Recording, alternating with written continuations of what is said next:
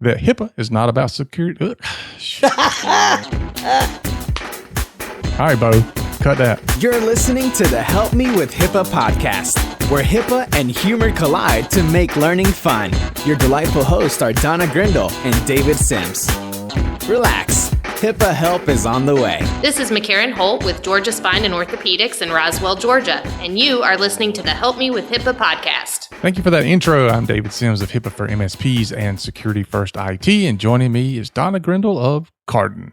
Good morning, Donna Grindle. Good morning, David Sims. Sounds like you're fighting the coronavirus. I know, right? I just cannot, it's a lingering thing that's just torture. And nothing makes me more irritated than not being able to go and do the way I choose. So I did find out an interesting fact yesterday about the coronavirus that for some reason it weakens your immune system to a very specific disease, which is Lyme disease. Really? Yeah. So you could have corona and Lyme. Oh, geez. And that really lasts. So, that there's another virus, something B-19, COVID, I don't know. But, I get all of the stuff because I'm on the 405D task force now, and I get all the updates about things that they're doing. And there's an alert asking for input because they're having to build plans for an increase in telework so that you could quarantine people and keep, reduce the number of people coming in to work, but still be able to do that. And when you think about in healthcare, you take all the billing people and stuff that you don't, people you don't need to be in the facility in order to treat people and let them work from home. Yeah. So I'm glad to see HHS has asked for input from the task force on what kinds of things do you recommend, but it's becoming a bigger and bigger thing across the board that everybody's, continuity is, everybody will work from home. But then do you have the bandwidth? How are you going to access things? How are you going to make sure it's secured? How are you going to communicate with each other? How are you going to, it's a big, long list of stuff you got to worry about. Mm-hmm. So I think this will be a really good piece of guidance, not only for dealing with these kinds of outbreaks, but also for an overall business continuity plan. Sounds like great stuff is coming. I know, right? So today we're going to be talking about some misconceptions, and there are many, but we will narrow it down to 10 cybersecurity misconceptions. Yeah.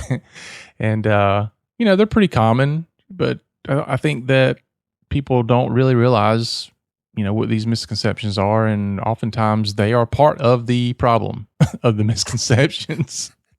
And, of course, that breeds misinformation, which, comes in and out of our inboxes, and we see it on social media, and it's just a lot of confusion out there. Yeah. It only makes the problem worse. Right. And so we're going to dive into some of these misconceptions and talk about, what really is going on. And we're going to give out some good resources. Like, for example, there's tons of good information with staysafeonline.org. And, Cybersecure My Business is part of that. Yeah. Yep. And, there's some that are directed specifically at small and medium-sized businesses that talk about cybersecurity misconceptions, and which is kind of where we're grabbing our list from, and then we're going to dissect that list. I'll add our own little twist, our own comments. As we always like to do. Yeah, it's like somebody said, I'll give you my opinion whether you ask for it or not. Yeah, everyone's entitled to my opinion. There you go. Yep. That's it. And before we do that, though, we got the 2020 spring session of the HIPAA Boot Camp coming up, March 24, 25, 26. Early bird is done. It's gone. Too bad. So sad. It's okay. When this one comes out, you can still register. Come on and join us. Yeah. This comes out on March the 6th, so you still have a little bit of time left to come hang out with us. Yes, it's going to be a fun time. And so we have to make an announcement. We nailed down the location for the fall session. We have done it. Da, da, da, da. Yeah. So the fall session, September 15, 16, 17, is going to be, drum roll please, LA. Los Angeles. We're coming out there, West Coast. Of course, we're not doing anything following anybody else's normal standards. Of course not. Of course not. We're being creative. And everybody has Airbnbs. We found an Airbnb with a conference room. Yeah, but just let's clarify now. They're not staying at the Airbnb with us. No. You got to find your own way. That could be interesting, though. Yeah. We'll see. But we have located, and so it's really cool. We'll be in a neighborhood near the water, even. So the San Pedro neighborhood. I think that's Pedro. I got nothing. Anyways. Take out my vote for Pedro shirt. Good times. Anyways, come and join us. We're doing it one time. We're going to see how it works. And if we don't have the number of people that we think we need, to pay the bills and such, by August 1st, we're going to have to back out. So come on, come all. Yeah. I mean, as many times as we get people saying, oh, if it was only on the West Coast, I'd be there. I'd show up. So this is your chance. And, that's right. Logistically, we have to do a lot more work to get out that way, obviously, since we're not over there. But if it goes great, then we'll, plan to do this again next year. If it doesn't go great, then you guys will be flying to Tucker, Georgia from here on out. Well, it works great here. I don't have to go anywhere. So, but we're going to try it. We're going to see how it goes. And depending on the response and how it works out, then we'll let you know. But it's a pretty interesting solution that we came up with. And thanks to Rob at Sphere, our friends at Sphere, we love you. And creativity abounds. I love that. So we're going to visit with them. We're going to do a lot of other stuff, as time moves forward. Hopefully we can add some other things out there. So, but go to the hippobootcamp.com. You have to sing it. You can't just say it. Okay, well, all the information will be there, pricing and all those things. Get to Los Angeles. And, we're going to be near the Long Beach area and that area of Los Angeles. So we'll get you more information as to the address and so on and so forth. Once you sign up, we're not going to hand that out otherwise. And that will also be, everything's been submitted. We are under consideration, even though we've been approved multiple times. You will still get CCB CEUs, which we'll get that certificate, and you should be able to get that, once one organization approves it. We should be able to pass that along to any other organizations. We hadn't heard of anybody having any problems getting credit for coming to the Hippo Boot Camp, and you get a substantial number of CEUs. It should handle your whole year. Mm-hmm. So there you go. Here we come, West Coast. West Coast life. Woohoo! Riding in the mystery machine. Yeah, I know. All right, very good. So we'll be there. Good deal. Y'all come now, you hear? All right, so we're going to take a quick commercial break. How about that? And then got a listener message, and then we'll dive into all the misconceptions you guys have about cybersecurity. Here we go. Does your business work with medical practices? As a medical practice business associate, do you realize that if you have access to patient information, you have to follow the same HIPAA rules as your client? Call Carden today at 678-292-5001 so they can assess your privacy and security practices to help ensure you are protected and prepared. Visit cardenhq.com to learn more. 2/3 of small businesses that experience a cybersecurity breach end up closing their doors within 6 months. Cybercriminals are targeting your practice and coming after your most sensitive data. Visit us online and schedule a time to talk about what you can do to protect yourself, your patients, and your practice. Our website is securityfirstit.com.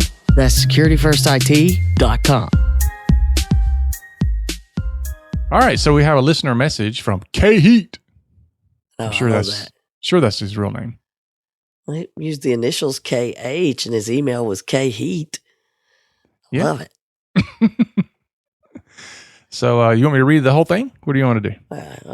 You read parts of it or whatever you want to do, and we'll answer some of his question. Okay, so greetings, Donna and David, which should be David and Donna. Anyway, I'm a longtime DoD cyber person working to transition into healthcare industry, and I am so glad I found your podcast, and so are we.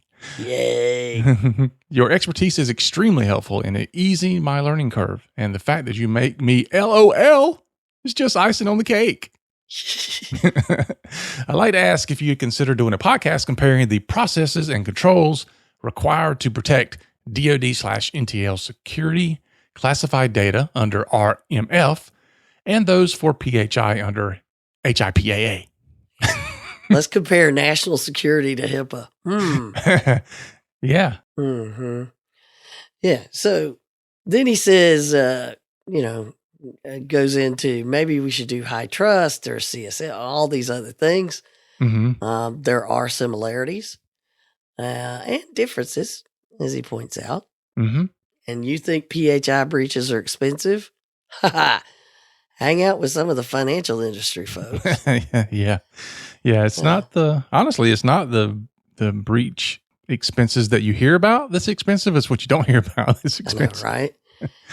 But to answer that part of the question, because there's another part, to answer that part of the question, I have been working on an episode dealing with frameworks because there are, we've got HCSCRIM out, the NIST privacy framework out, the NIST CSF, and all these other things to explain frameworks and why you should consider using them and what you can do with them no matter what size your business.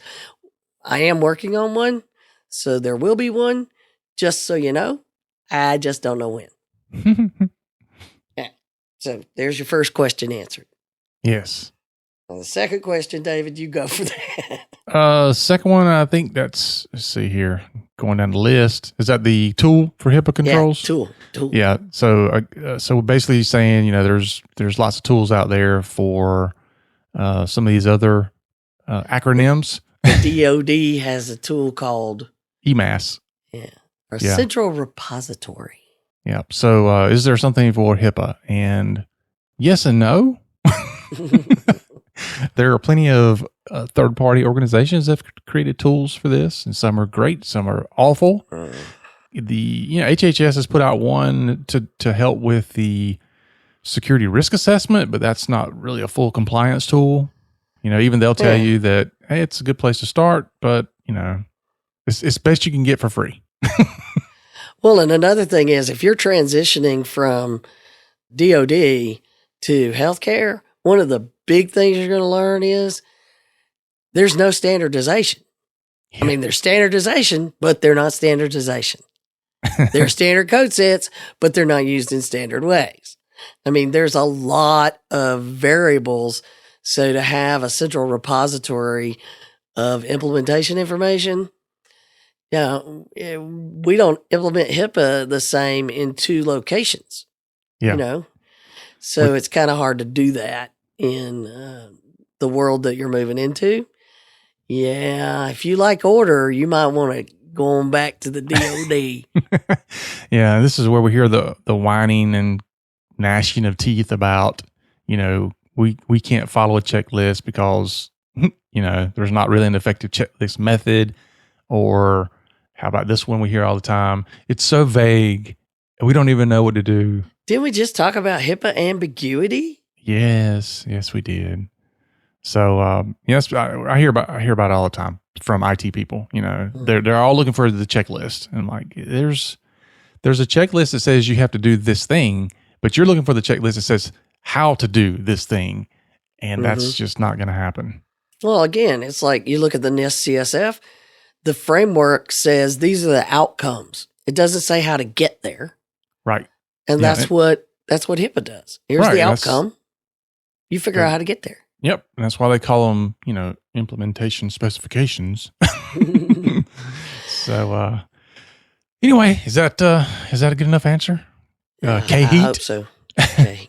If not, email Donna and tell her. Since you put her name first, you should email her first. Yeah, like you would normally answer. Yeah. I always answer. I always say, Donna, take this. Donna, did you see that email? Did you see that question? It's exactly what I do.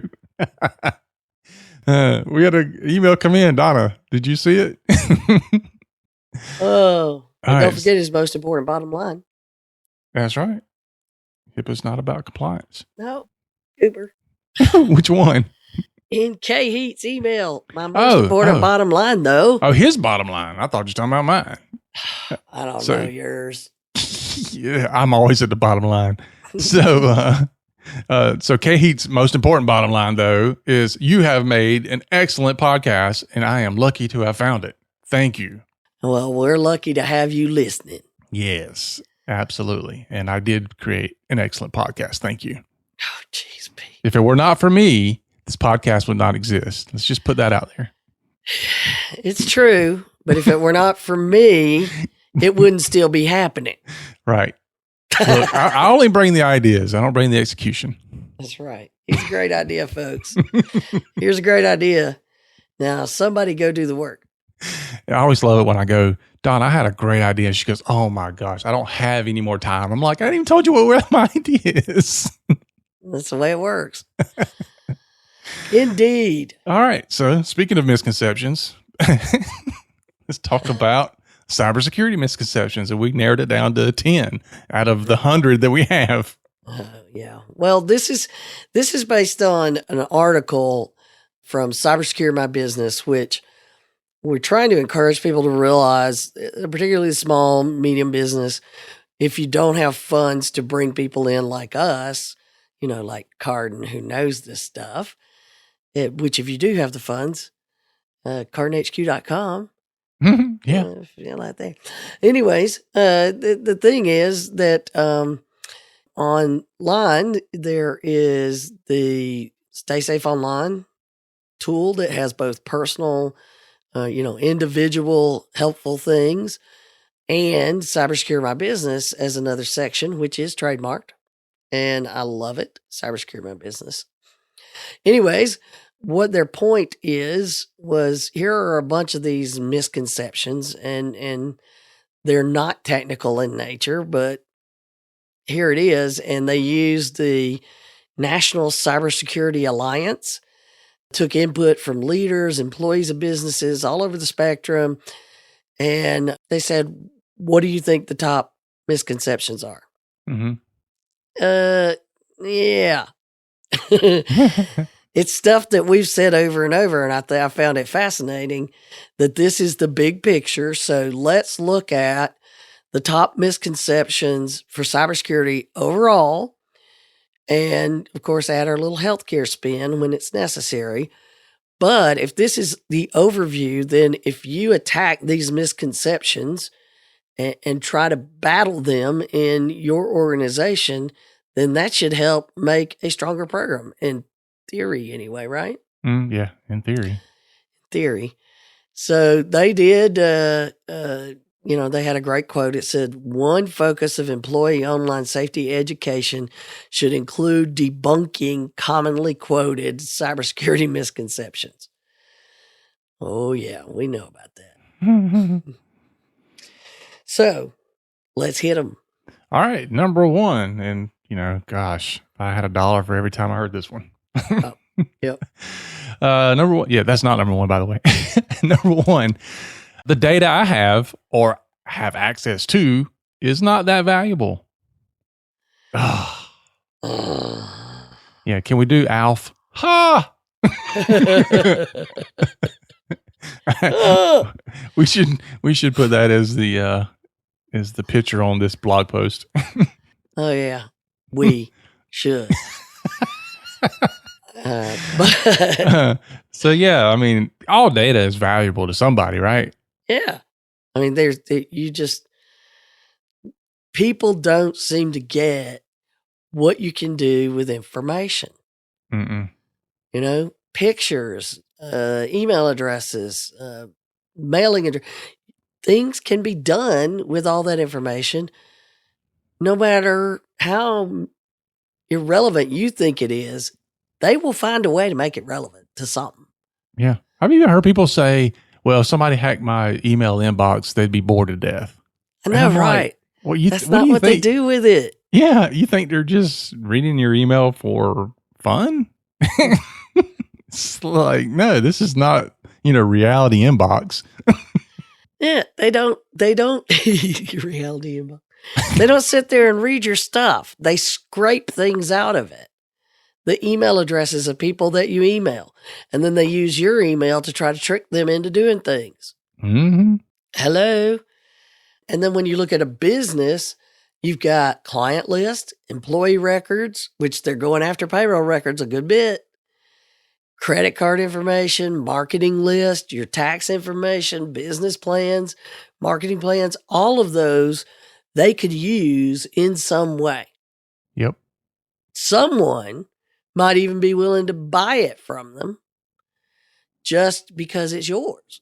Yeah. And you never know who you're tied to. So even if you don't think you're important, and you may or may not be, but I would say the fact that you're listening means you're important.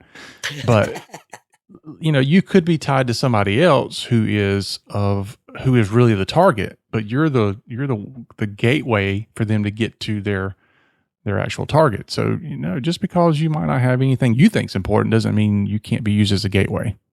Yeah, it's one of the things. You should have seen the look on people's faces when I use different scenarios to get them to understand. Like pediatric group, for example, you're just dealing with kids, but if you get an attack and your data's stolen, and everybody just assumes it's going off into the ether somewhere.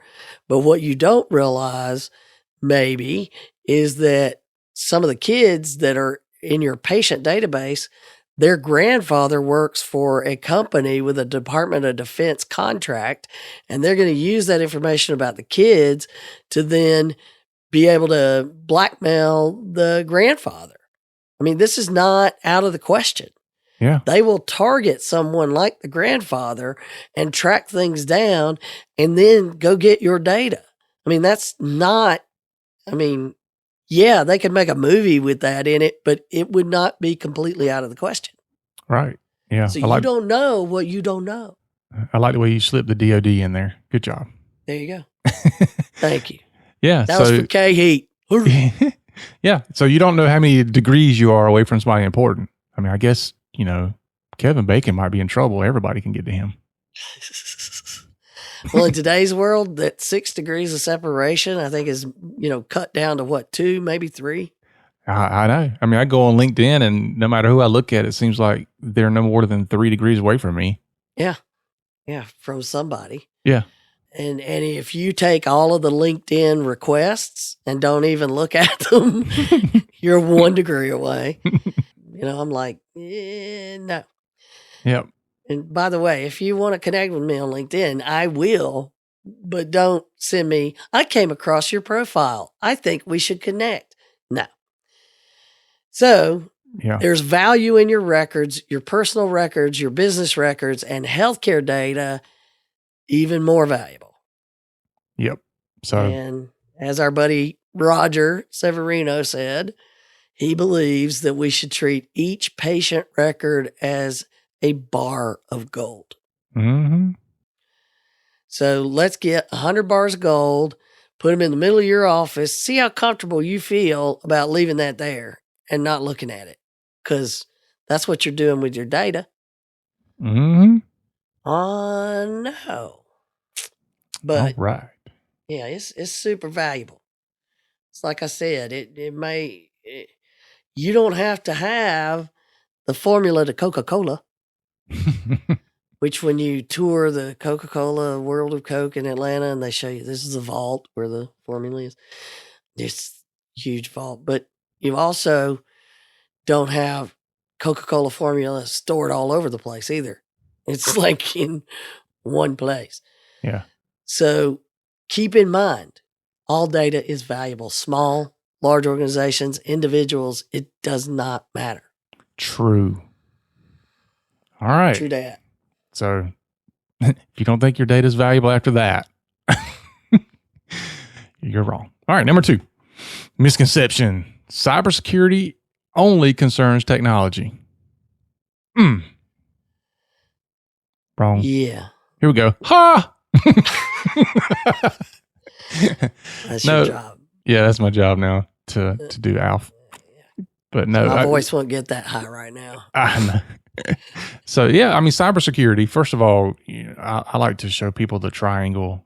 Because in order for you to have an effective cybersecurity program, you have to address the 3 edges or the 3 tips or points of cybersecurity, which are your technical aspects, your processes, and your people. And so if you just leave it to technology, then you still have 2 big, huge gaping holes that people can use. You have to have the processes in place for cybersecurity, and you have to address the people side of cybersecurity, which I think is actually, honestly, more important than the technology. Yeah, I mean, we say, early episodes 5 years ago, you got to deal with the people. It's the people. Absolutely. Number one thing, which is funny, is even though that's the number one thing, everything you look at says workforce training makes the biggest difference than almost anything else. And yet they'll put in technology, and then you say something about training the staff, and I don't have time for it. I don't have resources for it. I don't have whatever. It's always an excuse. But I have antivirus. So I'm good. Okay, great. That's not going to help. We don't live in that world anymore. No, I mean, you take the people that work with you, you give them access to everything. How do you think a technology product is going to know whether or not they're doing their job or somebody is using them to do their bidding? It's hard to do. I mean, it can be done, but it's not technology that the typical workforce small business is going to be able to afford to have in place, and especially not being monitored and managed. Well, even then, throwing a ton of money at technology, it in the Poneman studies about data breach cost and all that does is create complexity, which makes it more expensive when you do have a data breach. Yeah, because the more complex your environment is, the harder it is to protect. Mm-hmm. And that's one thing you and I have talked about before. When these small practices and businesses, we come in, you can tell that some corporate IT guy set up their stuff, because it's like, why? You've got 10 computers. Why do you have 3 servers? And you've got this network stuff, this $20,000 network. It's like crazy overkill, and you can't even find anybody to manage your router and your firewall and stuff because it's so complicated. Mm-hmm. So, as the quote in the article said, cybersecuring an organization's responsibility of the entire workforce, not just the IT staff. Amen. Preach it. Preach. All right. So cybersecurity is not just a technology problem. No. We have debunked that. Good deal. Debunked. All right. Number 3, cybersecurity is expensive. That depends. But no, it's kind of the point we just made. Cybersecurity is not always about buying high-end equipment and tools. And you can spend a ton of money on that kind of stuff, but you don't have to. Right. And there are a certain amount, you need to make strategic IT investments. Yes. That's the key. And that's one of the things when we're working with clients and they're like, well, we're going to roll out this big thing here. And I'm like, but you've got like 4 medical devices that aren't secured at all. And that isn't going to impact it. That isn't going to fix it. You don't have staff that's trained. We did a phishing test and everybody clicked. That isn't going to fix that. Right. So why are you going to spend 20 grand there because it looks flashy and those things aren't going to fix your basic problems? Mm-hmm. So throwing money at vendors, I don't care what anybody says. That again, it's the people. Yeah. It's like having a broken leg and then going and buying a nice pair of expensive shoes. It's just not going to do any good. Yeah. But, on the other part of that is you can't continue, and this drives me crazy with small business. They can't continue to have a budget line item that's called office supplies, and that's where they put, you've seen it, I know you have. That's where they put all their technology they're going to buy. I have yet to walk into a prospect meeting and ask, what is your budget for IT or cybersecurity? And them actually give me a number. Mm-hmm. Yet. I mean, and some of these they're small business, but they're still multi-million-dollar businesses. And I say, what is your IT budget? Oh, we don't have one. We just spend money as it comes up. I'm like, really? How do you do that? You don't plan for anything around IT at all? Right. So, you should build a plan that, and your IT vendor should sit down and not say, well, we need to replace everything. Right. Now, so if you've ignored it for years and you've got a bunch of Windows XP and Windows 7, different story. Yeah. But if you've got fairly recent equipment and you haven't been ignoring it, you've just been spending money when it comes up, now's the time to make a plan and strategically buy new equipment on a regular basis. You shouldn't buy equipment when something breaks. Yeah. Well, another problem that I run into sometimes is that somebody has come in and set up some type of free solution.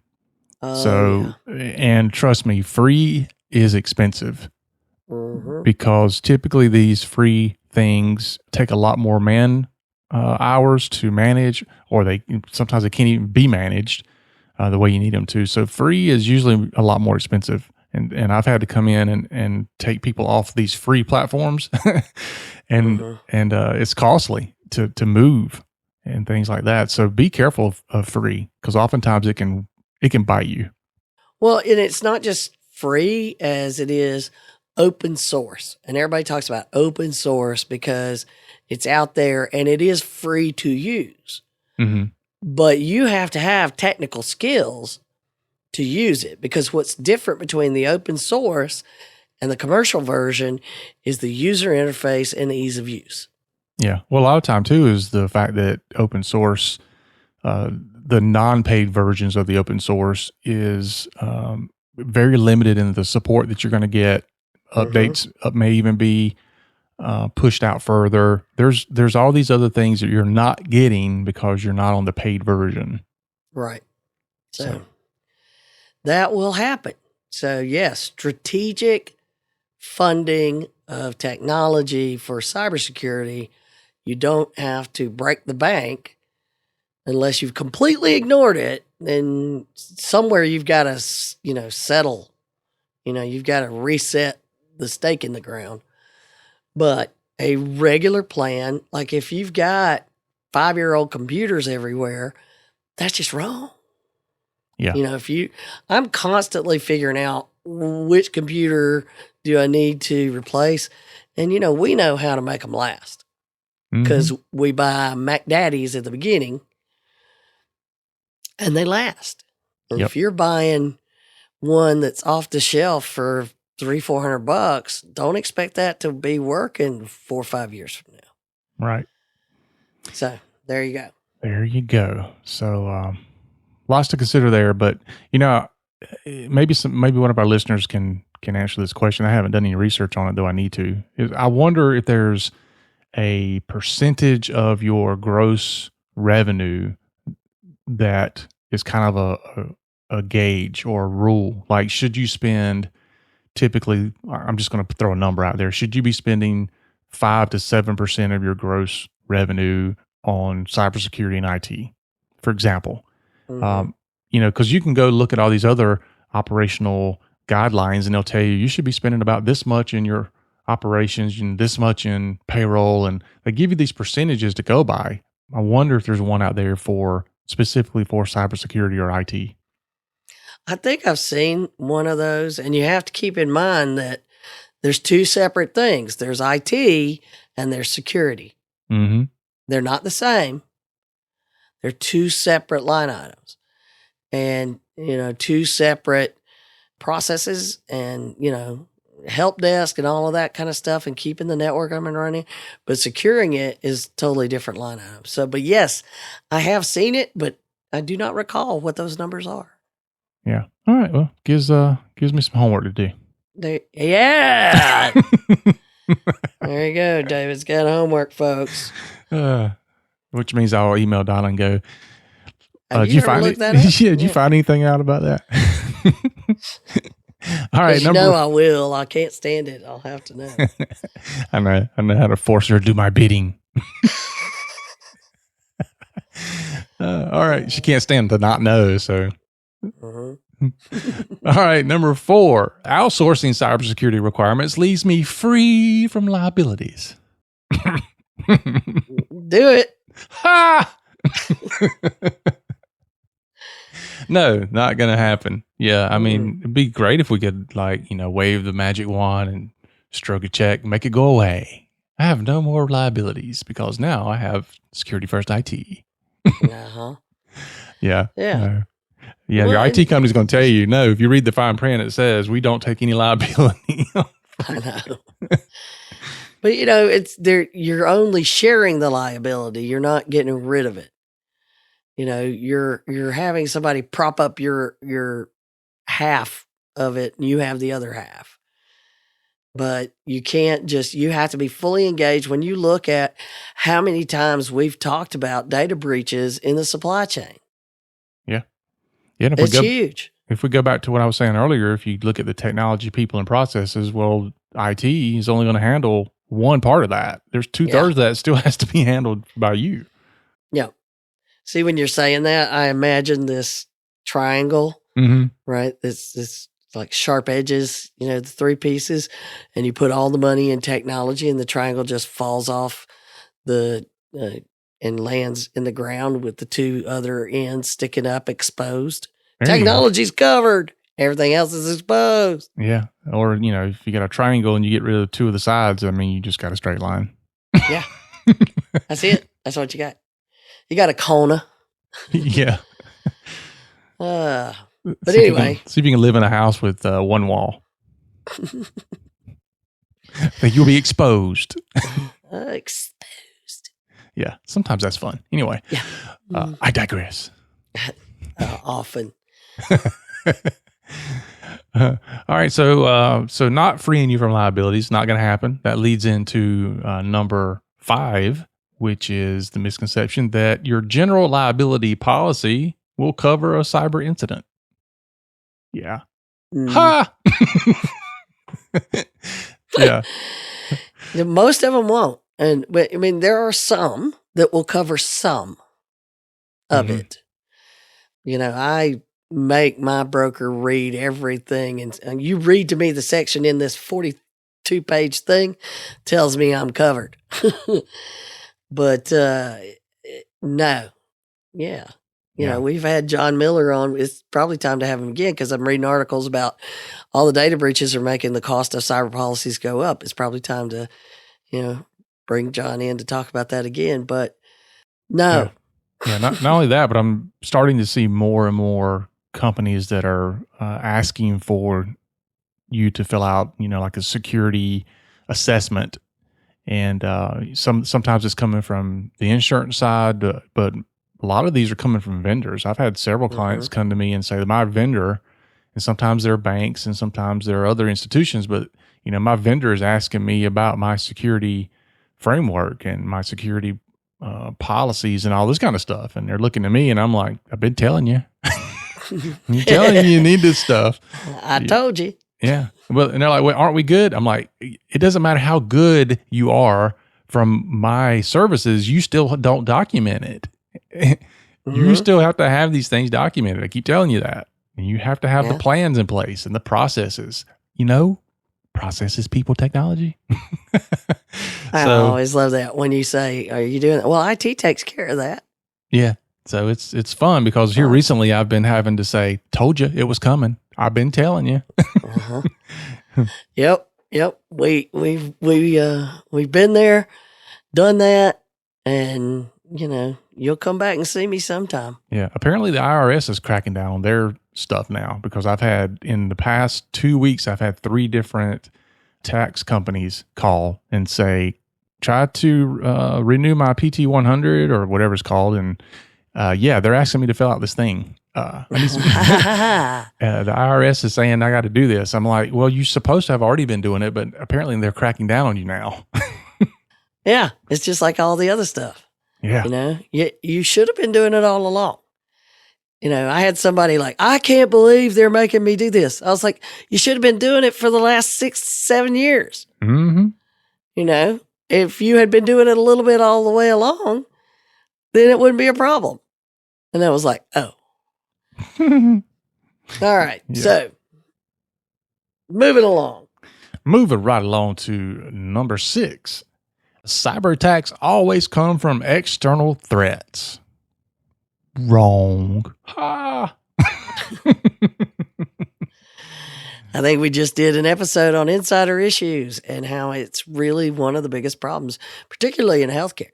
Yeah. And it's not always, malicious, but it's still a threat. Yeah.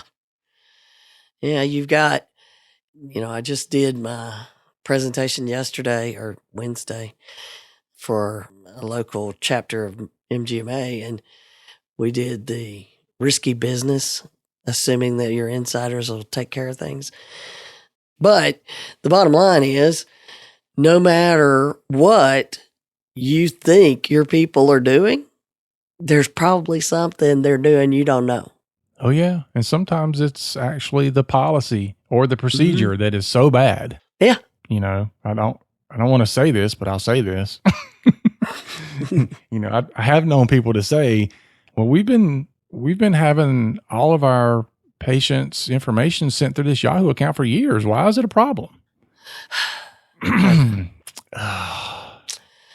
So that comes back to not doing a security risk analysis, a complete and thorough one.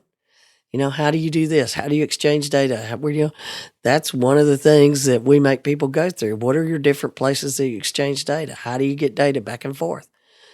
So, yeah, you've got the malicious ones, the disgruntled employees, all of that kind of stuff. But then you got the other stuff. It's just you're not doing the proper, processes and people.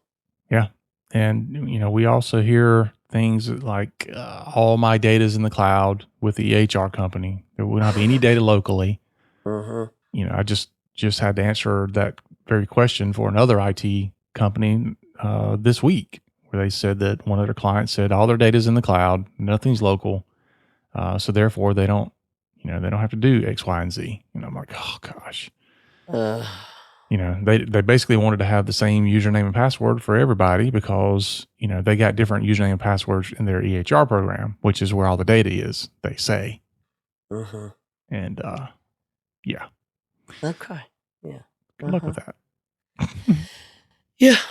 But anyway, there's a lot of stuff like that. Vendor, I had a message come in yesterday that a backup vendor said they don't sign a business associate agreement because the data is encrypted, so they don't have to.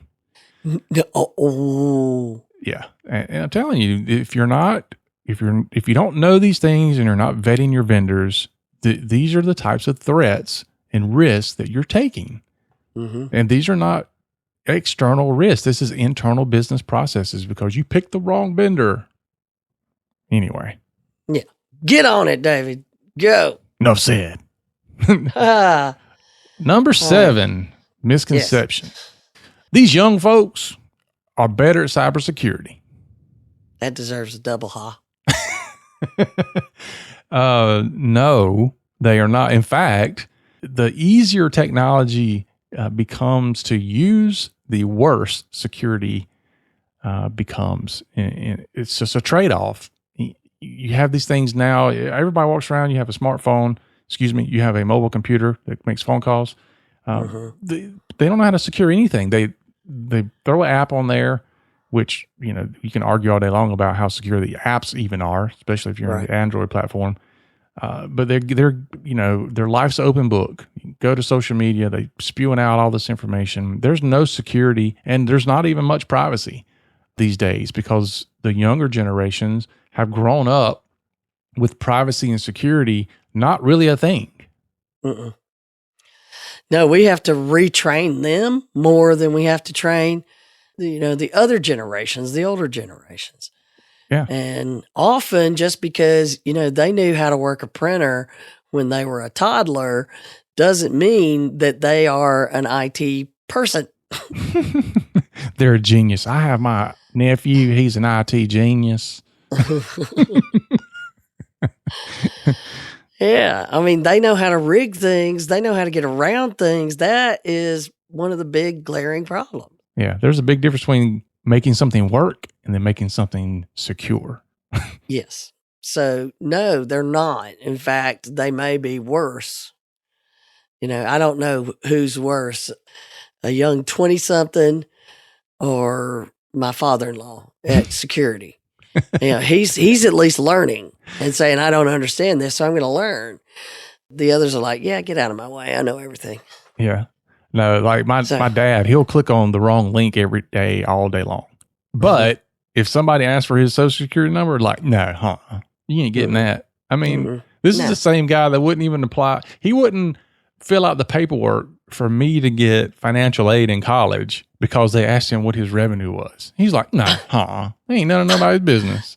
I'm like, but Dad, I'm not going to get any financial help if you don't fill this out. He goes, I guess you'd get a job, won't you, son? Guess what? I had to get a job. There you go. He would not fill that information out. No, that's private. Ain't nobody hearing about it. It's like, wow. Yeah, that tells you a lot. But the younger generation, they are known for oversharing, and they don't see a problem with it. The things that they talk about online. I mean, even now, I don't even talk about stuff online. It's like, none of your business what I ate last night. I ain't putting a picture of it up. I know, right? I'm scared when my kids are walking around the house and they're talking to somebody, or like on the FaceTime or something. I'm like, I don't know what these people are seeing in the background and all that, and I don't know what's going on. I mean, we had an incident a few years ago. I think I told you about this, the swatting incident. One of my kids playing video games online. Next thing you know, fortunately, they had the wrong address, but the house in front of me, these 9 police cars come swarming up and all this, and come to find out after much investigation, somebody called in some kind of hostage situation or something at that residence. They thought it was ours and tried to get, the SWAT team to show up. Oh, wow. Yeah. And so that could have been a big problem. Hear me, I'm walking out on the porch with my AR-15. What's the problem? Oh, geez.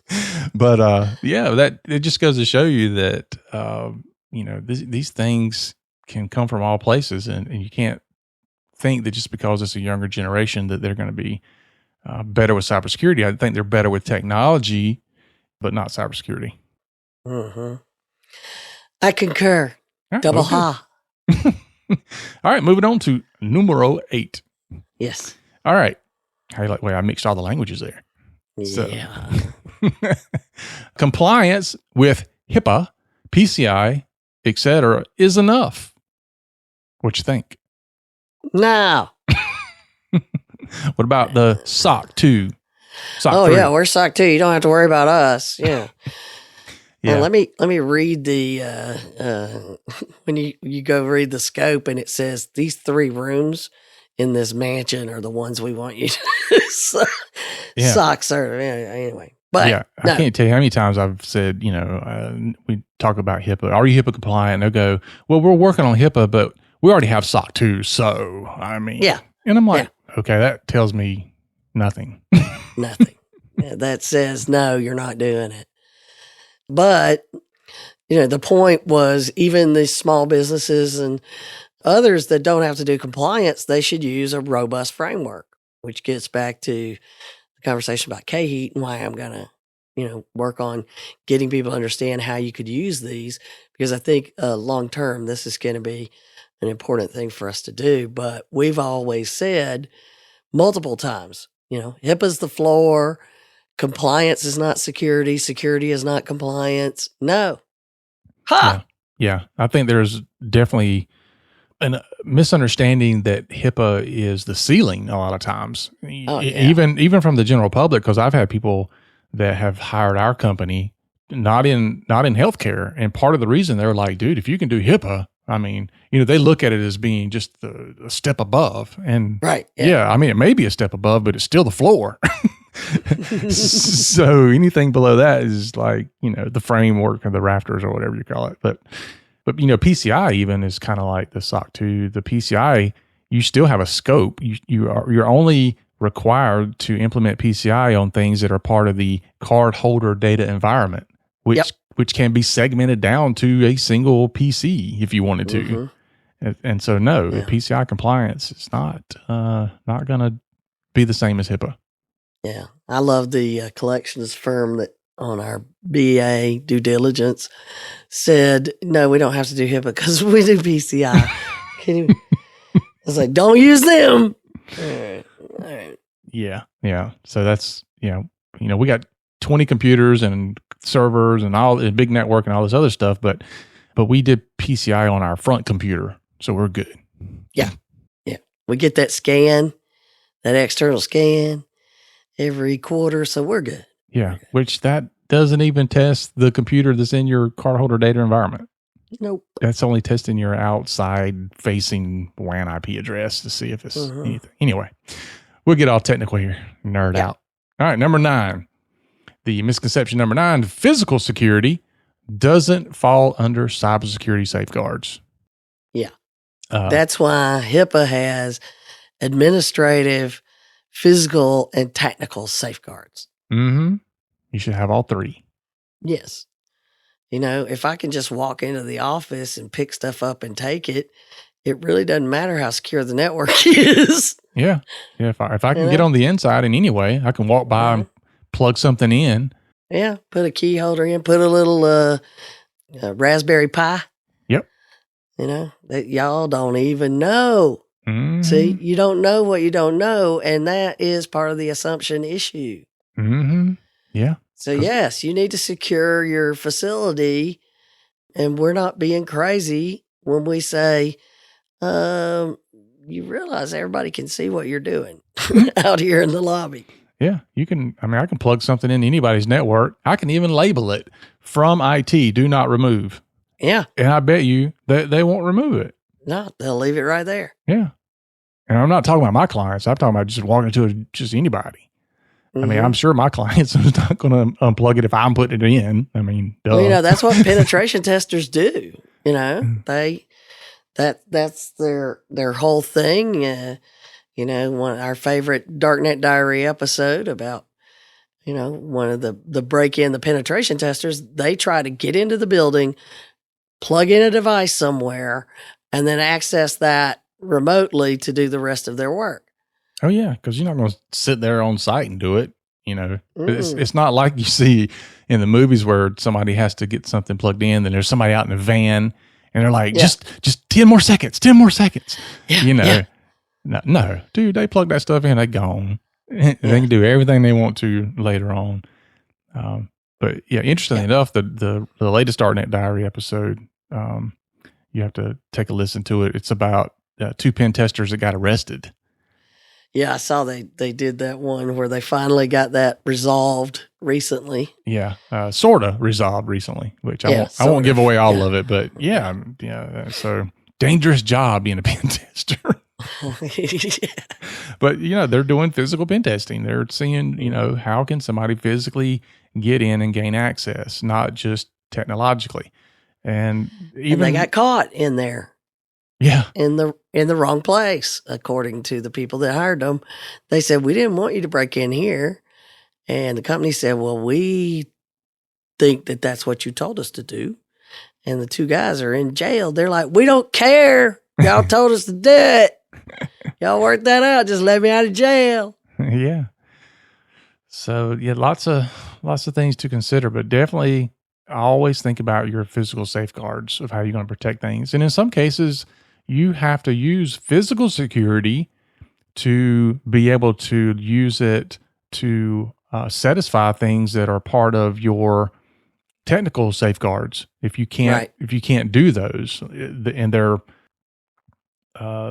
not required safeguards, so you can do them other ways, but you still have to find ways to get. What am I trying to say, Donna? You're still trying to find ways to implement that specification, but you don't have physical security to make up for failing to be able to do something technically. You use physical security if you can't do technical. Right. Exactly what I was trying to say. Yeah, lock the box. Lock the box. So, and especially nowadays, man, these computers nowadays they're small. They're so super small. I can almost put them in my pocket. Mm-hmm. And so, like you do, that computer that makes phone calls. Right. And everybody walks around with them in their pocket. Yeah. So one of the things we're looking at is having a physical box, like a metal box that we can put these smaller computers in and bolt them to something, because they're just too easy to walk off. Yeah. It's fascinating because, you can get them no fan, no nothing, a little square box. Mm-hmm. And it's like a functioning machine just like any other. Yeah. And our backup devices are coming that way now. And so, the backup device is a backup copy of your server. And it's on this little teeny, half, I don't even know if it's a half a pound. It's just a tiny, tiny computer. Yeah. So that is your 100 bars of gold. Exactly. Yeah. Because if you're going to walk out with a server back in the day, this thing was 100 pounds, at least 70 pounds. Yeah, they didn't move. Yeah, it was tough. You getting out without being seen with that thing, not going to happen. But nowadays, no. Nowadays, you can walk out with, if not the server, at least a backup of the server. Yeah, I used to work on those IBM, mid-range machines back in the day. They were taller than me. Mm-hmm. But that's not it anymore. We don't live that way anymore. Mm-mm. So, yes, physical security has to be part of your consideration. Yep. And then lastly, number 10. Yes. Misconception number 10. I just bought the latest hardware or software solution, so it is secure right out of the box. Ha! No, it is not. And number Most one, of them come shipped without security. Yeah, they don't come pre-configured secure. Usually they're pre-configured not secure. You have to set the security up. And then 2, you don't know how old the thing is. Just because you just bought it doesn't mean it didn't sit on the shelf for 6 months. And in that time frame, there's been 3 different firmware updates that come out. I always love it when they'll have a computer that we're keeping this around in case we need one, but then they never turn it on and update it. Yeah. And then when you need it, it takes 2 days to update it. And they're like, we try, but. Just happened to me this morning. I had this morning, got an email from an accounting firm. Their front desk computer went out last night. There was a power surge, went out. They pulled one out of the closet, plugged it in. And they're like, this thing is slow. I'm like, it's probably going to be slow for a day or 2. It's not been plugged in a year. So, yeah. But even the brand new stuff, we talked about, medical devices that the panel at the HIPAA Security Conference said, you know what? We know about these devices that are coming with all the security turned off, that you have to know to turn it on. and then no one knows to turn it on. Yeah. So it is, they just came out Ring doorbells after they had all this, everybody talking about it being a hack. No, it wasn't. People using the same username and password everywhere. We all know that's what it was. But, everybody thinks it's Ring being hacked. Well, no, not really. Not at all. And so we, now Ring is forcing everybody to 2FA, which I think is very interesting. Yeah. Good. Yeah. So, no, the latest and greatest isn't the most secure. In fact, when you hear what some of these companies do when they're making the latest and greatest, how about we do the security? No, we'll do that next. When are we going to do? Well, we're going to see if we can sell some first. And then you sell a bunch of them. They're like, oh, these aren't secure. And somebody looks at the person like, why didn't you secure it? Yeah. Well, the IoT devices, especially, I mean, the market, I heard a podcast about this yesterday. The market doesn't care enough to pay for the security of these devices. And so the manufacturers aren't spending a lot of money or time putting security features in there. And so it's this vicious cycle. The people that buy them don't care that much because mostly they're ignorant of security, so they don't understand it. And then the manufacturer's like, well, the people don't want it, and it's going to, increase the price by 40% if we do it. So we just won't do it. We'll put a username and password feature on it, but other than that, that's it. Yep. And no controls beyond that. Right. So it's a bad problem. We know that's secure. Yeah. And, the IoT, the podcast I was listening to was talking about how they're being used in botnets and DDoS attacks and stuff like that. So, oh, yeah. Won't go down that path. It's like an army of, attacking cameras. Yeah. It's those kind of things. So. But anyway. Just to give you an interesting fact, a number of years ago, a single guy brought down Amazon and Yahoo and a few other big companies by himself by using a DDoS attack, but he did it with, I think it was 1 gig of data that was hitting that machine every second. From his botnet. Now that was years ago. There was an attack that happened more recently that was over 1 terabyte of data a second. 1,000 times more than what took down Amazon and the other companies years ago. That's how big of a problem it is, because years ago, you didn't have all these IoT devices that you could use to join your army. And nowadays you do. So, wow, imagine taking that and aiming that cannon at somebody, which, by the way, you can buy those services on the dark net. Here, aim this cannon at this thing and fire. Yeah, you just sign up. Do this for I'm going to buy this for 2 weeks. Yeah, and it is cheap. It's cheap. And they're like, oh, okay, cool, this will be fun. And so it could be you. All you have to do is have a disgruntled employee, client, a patient, a business partner. There's a long list. And they just decide, hey, I know how to do this, so I'm going to go buy it. Yep. Then they go to the pub. Or one of those young people that, don't know cybersecurity. Hey, I played around on the dark web. Let me show you this. Oh, jeez. Oh. Anyway, so that is our 10 misconceptions about cybersecurity. Well, that's Cybersecure My Business, 10 misconceptions about cybersecurity. Yeah. That we are using. Well, we're just bringing it to your attention that you have those capabilities.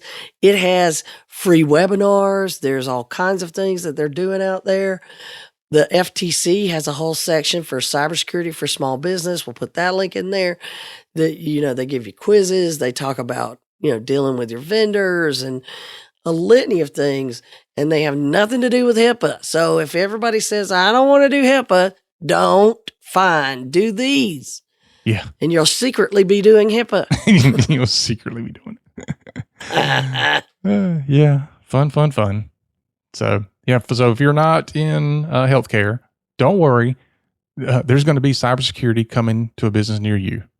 All, these things are going to happen. We've said it for years. It's finally starting to happen. We're starting to see it, but everybody's going to have to be doing some type of framework. Every single business will have to do it. And that means it's a formal cybersecurity program, not, hey, we're secure. Yeah, we got the latest free antivirus. Anyway. No, I can prove that I'm actually doing this. That's what a formal cybersecurity program is. Yep. There you go. All right. We're done then. Yep. Great. Done. All right, folks. Thanks for listening to today's show. Remember to follow us and share us out on your favorite social media site. Rate us on our podcasting app and help us spread the word. Remember for Donna and myself that HIPAA is not about compliance. It's about patient care. You've been listening to the Help Me with HIPAA podcast, hosted by Donna Grindle and David Sims. The show created to help you with HIPAA. For more information or to ask us a question, visit our website at helpmewithhipaa.com. Neither Donna Grindle or David Sims are attorneys, and they do not offer binding legal advice concerning regulatory compliance. The information in this podcast should not be relied upon or construed as legal advice in any way. Consult your attorney for legal advice concerning compliance with HIPAA regulations.